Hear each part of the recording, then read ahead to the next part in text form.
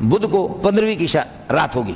15ویں کی رات میں ایک مولوی صاحب, وہ اعلان ہوتا مسجدوں میں, آپ نے 10 سال بالغ ہو گئے, اس وقت آپ کی عمر 60 سال کی ہے, بالغ ہو گئے آپ 15 سال میں, 15 سال میں بالغ ہو گئے, یہ 20 سال 30 سال 40 سال 50 سال تک آپ نے نماز نہیں پڑھی, 50 سال کے بعد اب تبلیغیوں کے ہاتھ پہ آپ نے کیا توبہ, یا کسی مولوی کی تقریر آپ کو آ گئی پسند اور اب آپ توبہ کر رہے ہیں, تو یہ نمازیں جو بالغ ہونے کے بعد 20 سال 30 سال آپ نے نماز نہیں پڑھی, اس کا کیا ہے؟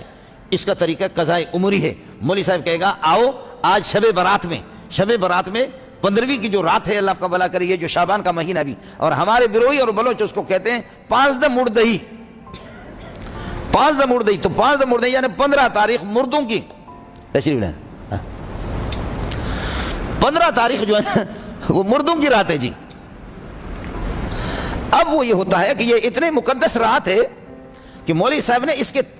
کے تقدس میں کوئی شک نہیں ہے, رات مقدس ہے, اس کی فضیلت ہے, اور اسی رات کو 15ویں رات کو محمد رسول اللہ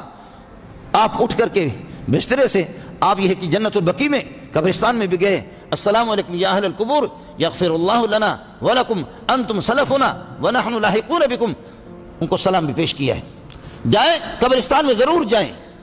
میرے نبی نے فرمایا کنت نہیتکم عن زیارت القبور الا فزوروا فانها تذکر الاخرہ, جاؤ قبرستان میں, دیکھو کہ یہ زمین کھا گئی آسمان کیسے کیسے, کتنے بڑے بڑے لوگ سوئے ہوئے ہیں, جا کر کے دیکھو, رستم کی قبر کو بھی دیکھو, رستم ابن زال جو اپنے ایک تھپڑ سے بھی لوگوں کی جان ان کی نکل جاتی تھی, تھپڑ سے بھی اس کے لوگ مرے, لیکن مورخ کہتا ہے کہ میں جب اس کی قبرستان سے گزرا تو میں نے دیکھا کہ ایک کتا انسان مرنے کے بعد بے بس ہوتا ہے, میں نے دیکھا کہ ایک کتا اپنی ٹانگ اٹھا کر کے رستم پہلوان کی قبر پر پیشاب کر رہا تھا.